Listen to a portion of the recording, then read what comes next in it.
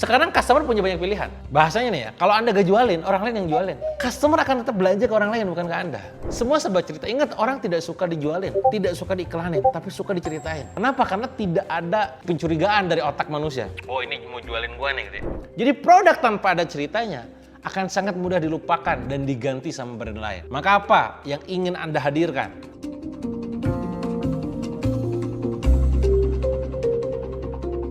Cara jualan Anda masih kayak gini terus, Anda di tahun 2026 ini bakal berat banget. Beneran, seriusan.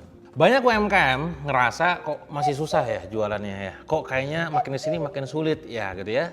Kok kayaknya dulu gampang, sekarang kok kayaknya makin kesini makin berat. Masalahnya bukan cuma sekedar pasar yang hilang, tapi cara jualan Anda ke pasar yang mungkin sudah ketinggalan zaman, yang mungkin sudah tidak relate dan relevan dengan mereka. Perubahan bukan pada Andanya doang, tapi juga pada pasarnya. Artinya Anda harus menyesuaikan kebutuhan pasar. Oh, ternyata kebutuhan pasar begitu. Nah, Anda pendekatan juga harus beda. McKinsey di tahun 2024 ada sebuah riset yang menyampaikan bahwa perilaku konsumen berubah permanen pasca pandemi. Bisnis yang tidak adaptif kehilangan relevansinya. Kuncinya ada kata adaptif. Anda harus adaptasi dengan zaman. Misalkan kita melihat sekarang orang-orang fenomena gak cuma sekedar jualan online doang. Orang sekarang setelah melewati masa pandemi ketika itu, sekarang orang udah pada senangnya offline gitu. Maka offline sekarang akan sangat penting untuk kita generate sales di dalamnya gitu. Nggak cuma ngandelin omset online doang. Poinnya adalah Anda harus mainkan omni channel. Marketplace Anda bangun, TikTok Anda bangun, sosmed Anda bangun, offline juga Anda bangun. Berdasarkan data di World Bank, tekanan biaya dan juga perubahan pola konsumsi bikin orang terutama UMKM ini paling rentan bahwa ada perubahan perilaku dari konsumen. Dan mau gak mau kita harus adaptasi dengan pola itu.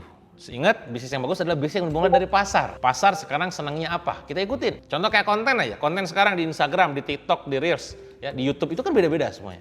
Konten panjang seperti ini, kalau Anda cek, view saya itu nggak nyampe 100.000. Dulu sangat mudah untuk mendapatkan 100.000 view. Sekarang selalu di bawah itu. Kenapa? Mungkin udah agak relevan dengan mereka. Mungkin sekarang orang pengen yang praktis-praktis, dengerin gibah-gibah, gitu, drama-drama, gitu, gosip-gosip apa didengerin. Ilmu begini jarang ditonton.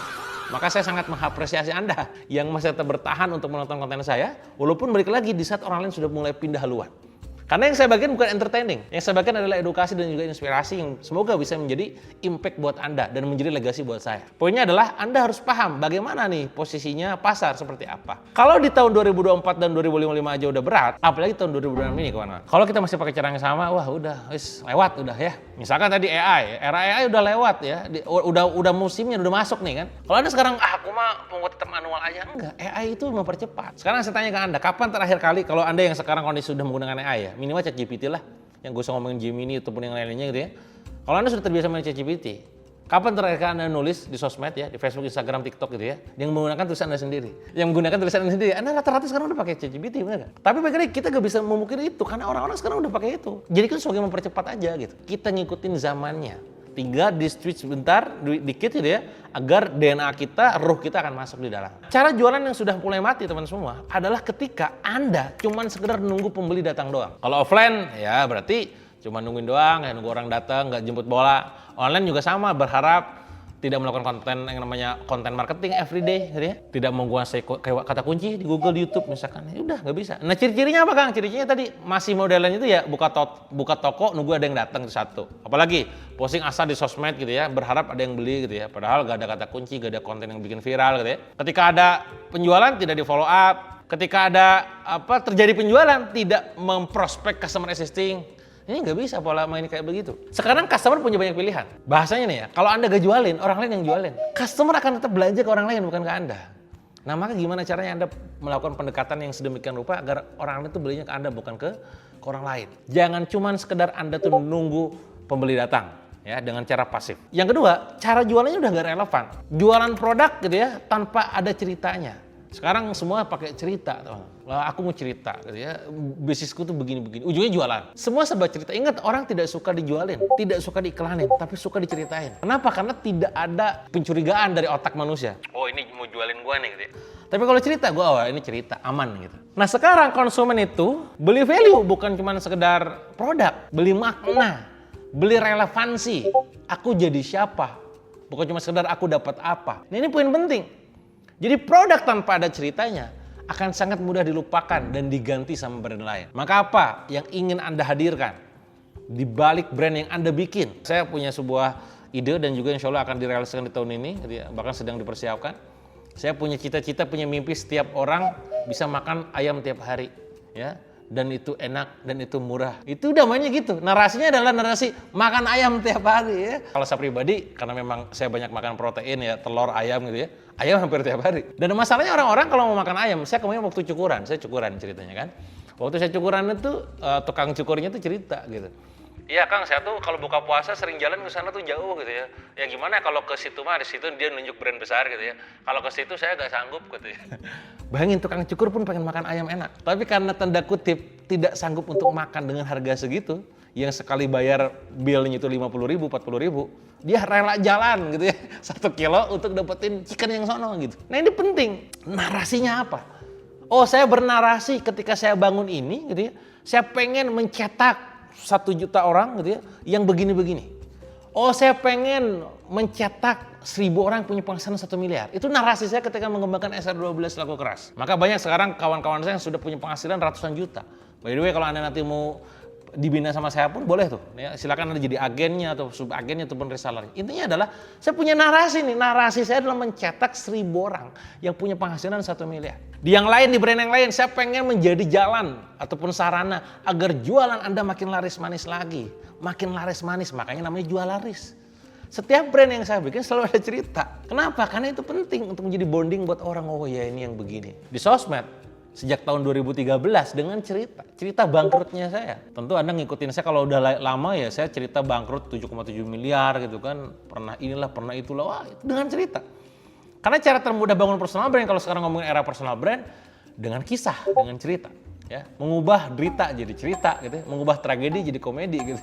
Mengubah musibah jadi anugerah. Itu kan storytelling saya. Dan ini menjadi penting, teman-teman, ya. Data dari Edelman Trust Barometer, kepercayaan jadi faktor untuk utama keputusan pembeli. Yang sulit buat customer ya adalah bikin mereka percaya ke kita. Orang oke lah, orang udah tahu pentingnya produk itu, enaknya produk itu, kenapa belinya ke kita bukan ke yang lain? Itu trust-nya. Nah, apa yang bikin orang jadi trust? Oh, ternyata yang bikin trust itu namanya adalah reason to believe. Ini ilmu brandingnya. Walaupun saya dijuluki Dewa Selling, ya saya juga banyak bangun brand. Gimana reason to believe dibentuk, Kang? 1, testimoni pelanggan. Itu pasti akan membentuk trust. Kedua, before after. Itu pasti. Ya. Apalagi jumlah user, jumlah pengguna. Apalagi legalitas. Apalagi produk berkualitas. Apalagi media coverage yang diliput, itu semua adalah reason to believe. Pernah diliput ini, oh pernah masuk ke podcast ini, oh dia kenalan sama si ini, legalitasnya ini, itu akan meningkatkan trust. Pernah collab sama artis hebat gitu. Trust itu harus dibangun, salah satunya dengan cerita, dengan jujur, apa adanya. Kalau Anda bangkrut, Anda bilang bangkrut, kalau Anda salah, bilang salah. Makin kesini teman-teman, orang makin melihat kok ketulusan kita dalam bercerita. Iya kalau aku salah, aku bilang aku salah gitu posisinya ya. Gak usah ngeklaim klarifikasi, udah emang aku salah gitu kan, selesai. Dan orang lebih trust dengan apa adanya. Toh sekarang orang-orang cepat kok melupakan sesuatu gitu ya. Nah maka poinnya adalah bikin yang masuk ke dalam benak orang apa? Oh cerita bangkrutnya kah, cerita katakanlah resignnya kah, produk bisa sama. Tapi ceritanya akan jadi pembeda. Nah itu yang kedua. Yang ketiga, cara jualannya yang bisa bikin makin berat. Ya, gak punya database teman-teman. Kita lah yang gue ngomong mereka gak punya database, kita ini gak punya database. Padahal UUD ujung-ujungnya database. Maka kalau misalkan Anda tahun 2026 ini pengen laris manis Tanjung Kimpul, database harus dimiliki. Saya sering menemukan UMKM gak nyimpen data pembelinya. Mereka gak punya nomor WA-nya, gak punya alamat emailnya. Ujungnya apa? Pada saat ada produk baru gak bisa di follow up, gak bisa diretensi. Fokusnya apa? Cari customer baru terus. Padahal kan jauh lebih murah menjual customer lama dengan produk baru. Karena kan tadi udah ada database kita di handphone kita gitu loh. Nah salah satu ciri bisnis yang sehat itu adalah dibangun atas customer lama. Gak cuma baru terus. Kalau ada bisnis yang cuma sedang ngandelin customer baru terus, itu PR-nya besar. Ya, dan akan sangat berat. Nah maka kalau Anda sekarang, kenapa makanya saya di SR12 kok semangat bantu istri dan juga kawan-kawan yang lain gitu ya. Karena produknya juga jelas, repeat ordernya tinggi. Ya, produk skincare, herbal, kosmetik enak sekali jualan. Mungkin awalnya ngiklan, lama-kelamaan tinggal repeat order, selesai. Itu yang dimaksud dengan harus punya database agar bisa menjuali customer lama kita. Yang berikutnya teman-teman, cara jualan apa sebenarnya yang harus dipersiapkan di tahun 2026 ini kah? Supaya saya ini benar-benar bisa survive ya, nggak cuma survive ya, tapi laris manis, bisa profit. 1, aktif bukan pasif. Itu simpulan dari saya yang bisa Anda catat. Jangan cuma sekedar nunggu bola. Kedua, bangun diferensiasi untuk perbedaannya, bukan cuma sekedar main di perang harga. Ya. Yang ketiga adalah bangun sistem yang sederhana, yang gak bikin rumit, gak bikin complicated, tapi bisa terdeliver dengan baik kepada customer Anda. Keempat adalah bangun dan juga rawat database existing Anda yang membuat mereka akhirnya gampang Anda akses, Anda gampang jualin gitu ya, dan jadikan mereka sebagai seorang raving fans Anda, fans berat Anda, dan juga bisa rekomendasi ke teman-temannya. Dan terakhir apa? Jual dengan cerita value-nya ya. Jadi sekali lagi di data yang saya temukan juga dari McKinsey bahwa bisnis yang customer centric itu biasanya lebih tahan krisis dibandingkan yang egosentris ya. Egosentris yang kayak gimana Kang? Yang kayak kita yang bikin bisnis, gue lagi pengen bikin kopi ya, bikin pedal misalkan. Ya cuman sekedar lu doang maunya ya. Kalau gak ada pasarnya gak clear ya gimana gitu. Nah, ini adalah poin pentingnya. Nah, maka teman-teman semua, supaya bisnis Anda bisa laris manis di tahun 2026 ini dan gak gini-gini terus, pastikan perhatikan apa yang tadi saya sampaikan. Semoga jualan Anda apapun itu bisa laris manis lagi, laku keras, dan terus cuan di tahun 2026 ini. Kalau Anda suka dengan apa yang saya sampaikan, pastikan Anda like dan juga share ke teman-teman lainnya, terutama tim Anda sendiri. Sampai jumpa di video berikutnya.